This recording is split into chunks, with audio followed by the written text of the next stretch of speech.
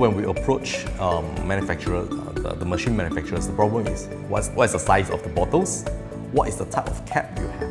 We were forced to change bottle. That process actually helped us finding the machine that is suitable for us. So we actually cut down the number of different bottle size. We actually reduced down to 5 or 6.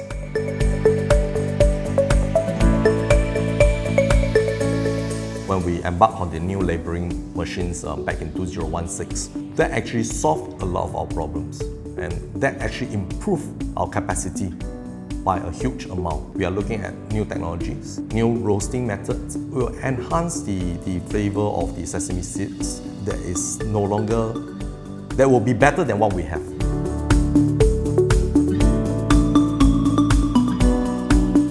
Definitely the grant helps achieve what we want.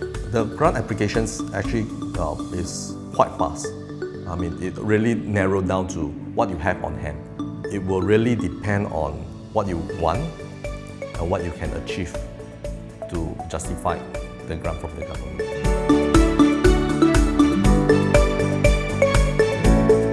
The space they required, the technical know-how, and of course financial.